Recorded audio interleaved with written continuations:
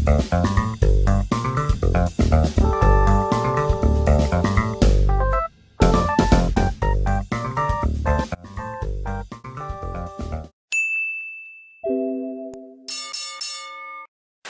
everyone, welcome back on my channel. We are now on the episode 2 of the international couple relationship.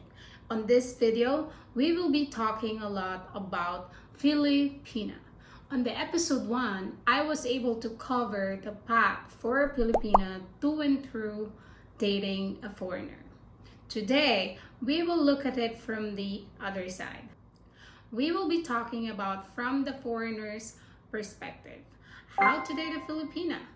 Now, before I start, I would like to show you a short interview clip that I did with a Filipina that I know that had or have a relationship with a foreigner. I asked them few questions about foreigner, and so you can have a little idea what do they think. Here it is. Enjoy watching. What do you think about foreigner? Okay, what do I think about foreigner? Well, foreigner, I think they are very interesting person. They are lovely people and very accommodating. They feel you like you are like feel at home every time you are talking with them, because even though you're making a mistake talking with them and you're not perfect with your English, they are very they accept you for being who you are, and that's what I love about them. For me, foreigner is they are very understanding, fun to be with, and they are modern, and they are adventurous. Well, no offense for Filipino guys, but I think they are different compared to Filipino guys when it comes of dating or being a partner. Especially when you do have a conversation with them, they were a really good listener, and they don't judge you even if you don't speak fluent English with them. They were mature, so I really like to date guys that older than me, because they are more understanding and reliable, and they show their affection in many ways. So, why did you decide to date a foreigner? Foreigner is so lovely in so many different ways, and it made me interesting to date them because they are very open-minded. They will understand you the way you think, and they trying to explain everything, and I like about it because you become more open-minded also to express yourself, to become who you are, and you have to be proud for being a Filipina, and and you will see to their face that they are also happy knowing you as a beautiful person. To be honest, it was an accident to meet him. It wasn't a plan.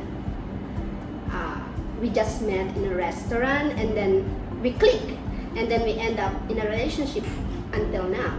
I couldn't say much dating about foreigner because basically for me, he is the only one. In the beginning, the real reason why I wanted to date foreigner is to practice my English.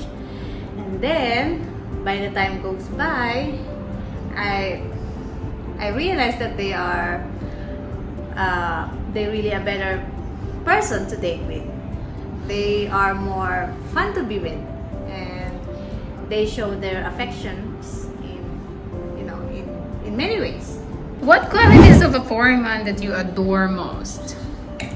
The quality of a foreigner that I adore the most is the size of their heart and the strength of their character. I like it when they show how loving person he is, and I think that it's very attractive for foreigners if they can accept you for who you are and all the people that love you, and that's what I am very attractive to them. Well, I think they are very understanding. They are passionate, loving, caring, and they are putting so much effort that makes you happy in everything you do. They are understanding people and respectful and a very reliable people. There you go. Now that you have a little idea on how some Filipino girls think about foreigner, let's move on and let's start with this question. Why is it great to have a Filipino partner? Here are some of the many good qualities of a Filipina. Number one, family-oriented. In the Philippines, family comes first. No matter how the situation will be, family is the top priority. The bonding that we have with our family is incomparable. While this is primarily a positive thing, also there are some caution notes about that. I will be talking about this in the future episode, so stay tuned. Number two, super extra caring and loving. Yes, you heard that right. Extra. Filipinas are naturally extra caring. They are very dedicated to their partner. They do whatever it takes to make their partner a happy one. Number three, always happy. This goes with all the people from the Philippines. Ever heard of the phrase, it's more fun in the Philippines? I think we are all born naturally happy. I mean, always happy. No matter how difficult the situations are, Filipinos always make a way to be happy. Or I could say, they always have a smile on their faces. Number four, hard working. Yeah, that's why you can see any Filipino around the globe. And the reason why? They are working. They are willing to sacrifice to be far away from their families just to provide for the family. Number five, adaptable. Easy to adapt and travel to far away and other countries, especially if you compare it to the other women in Asia, on my very strong opinion. These are more of the good qualities of a Filipina that are self-explanatory. These are sweet, pretty, and respectful. Again, as I always say, not everybody created equal. It doesn't mean that you meet a Filipina, they have all these qualities that I mentioned. It varies person to person. But majority of them have at least few of the qualities that I mentioned. Okay, after knowing the many good qualities of the Filipina, let's talk about what are the types of the Filipina that you could possibly meet. Here are the types and the definition of each. We have the countryside girl, or we call it the province girl. Born and raised in the province, never been living in the city. Normally, they are very traditional in terms of looking for partner or a relationship. They could be naive, religious, and very conservative. I will talk deeper about this on my future episode. Next, city or urban girl, born and raised or living in the bigger cities, like Metro Manila. By the way, just a few facts about Metro Manila. It has 12.8 million overall population. This is the capital of the Philippines. It consists of 16 cities with 800 plus districts. It's considered one of the major cities of the world. So yeah, it's not that small. And there are other well-developed cities in the country as well, like Cebu. Women that live in these places can be a little bit liberated, open-minded, and independent. Their values and lifestyle would be much more familiar to you as a foreigner. Next, we have the tourist or the traveler. These are Filipinas that travel for a holiday or maybe for business. Mostly they travel around Southeast Asia. Expect them to be from the City Girl group that I just described, and expect them to be more open and experienced. Next, we have the overseas Filipino workers. Did you know that there's a 10 million Filipinos working all over the world? Obviously, those who work abroad, they can be originally from a city or a countryside. Next, we have the immigrant, those who live in Western countries for a long time. They might have been with their parents or been an overseas Filipino workers staying there for more than 10 years. Now, regarding with overseas Filipino workers and the immigrant, I would not cover them on this episode. Today, we will just talk about those who live in the Philippines. Now that you know the different types of the Filipina that you could possibly meet, the next question is, where to meet them? A very common way would be online. Meeting online works wherever you are. But if you are not in the Philippines and wishing to meet one, please have a plan to come in the Philippines. You can start by searching online. If you are already here, then you can start swiping. There are different kinds of dating apps and dating websites that you can use. I can give you some example. These are Date in Asia, Filipino Cupid, Bumble, Pina Love, OkCupid, Tinder, and there's more for sure. These are the dating websites and dating apps that I know that exist. I don't know which one of these are good. Perhaps you can try it yourself and then see which one works for you. On the other hand, on my opinion, these dating websites and apps can be a little challenging. I'm pretty sure there will be different types of women there, and what are they looking for? To give you an idea, I put them on a probability percentage based on some of my single foreigner friends that are using these websites and apps. Yes, I have asked them. First, we have 30%. These are the girls that are looking for the love of their life, boyfriend, or someone to marry. Next, 25%. These are the working girls, meaning those girls that are asking for money in return of spending time with you. Yep, that's right. Next, 20%. Transgender. By definition, they were a man, but they identify themselves as a woman. I fully respect their feelings and choices, but I can't give you any advice about them. As far as I know, they are very respectful and most of them will tell it upfront, but some don't. So if you have any doubt and you are not into them, it's okay to ask them straight. They won't get offended. Next, 20%. Scammers and gold diggers. Watch your wallet and your personal data. Next, we have 5%. Those girls that are simply bored and just curious. They will chat to you, but no plans to meet you now or in the future. I call them ghost dating. Next, a very small remaining percentage goes to those girls that are just looking for casual fun.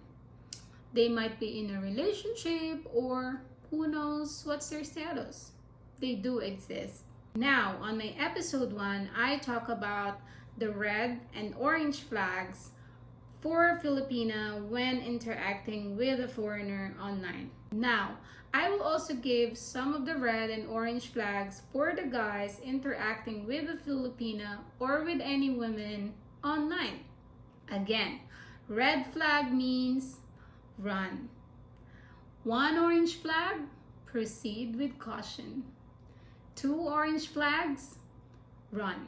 These are the red and orange flags when interacting with a Filipina online. First, anything that involves money, most especially in the beginning of the chat. Sample situations that they will chat to you will be like sick parents, sick children, uncle died, need money for studying, rent overdue, bills payment, or even pet died. Red flag. Second, gaining followers and subscribers on their social media's account. Normally, they don't write much anything on their profile, but there is a link on their social media account. Orange flag. This is specifically Tinder and Bumble user. This is a common scam. There is a profile of a girl with a gorgeous picture, look decent, pretending to travel for work. Profile often says she is an investor. As soon as you match, she will ask your WhatsApp, and when you are on WhatsApp, she will going to unmatch you on, maybe you're using Tinder or Bumble, and then the conversation will be going nowhere until she says about Bitcoin and investing on such. Red flag. Fourth, avoiding video or voice call after chatting for a while. Orange flag. Not even sending at least one picture. Red flag. In that case, the profile might contain false virtual advertising, or maybe they are not the person that you are chatting with. Orange flag. Fifth, online at strange times. Remember how I talked about this on the previous episode? It goes the other way too. The Philippines has a 12 to 16 time difference to the US, 6 hours to Europe. If you are in Berlin and you're chatting with a Filipina 9 p.m. your time, it's 3 a.m. here. But something for you all to know. Many hundred thousands of Filipinas work in call centers, catering to the US market. So their working time is throughout the night. If the time difference doesn't make sense, orange flag. Now, hooking up with a working girl would probably be the red flag for most of you. So, how to spot a working girl online without even chatting to them? I'm gonna give you tips. You can thank me later. Alright, first, look at these keywords. Work as freelance model, a model, massage therapist, self-employed. After those keywords, combine this with the profile pictures. If they have like explicit profile photos showing way too much skin or wearing swimsuit bikini in the bedroom, then you spot one. One more, a student being in their low 20s. Sometimes on their profile they say looking for sugar daddy or the word daddy. Another one is when she is so quick to giving out of her personal phone number to connect to you. Then usually they are commercial interest. Alright, so far we are on the online world. Let's talk about meeting Filipinas in the Philippines. This is mostly for the guys who lives here and for those coming here to visit. Where could you possibly meet them and how to interact with them? Well, obviously, if you are in the Philippines, it's going to be overflowing of Filipinas. Yep, you're not gonna run out of Filipina girls here. What? It is just going to depend on how you are going to interact with them.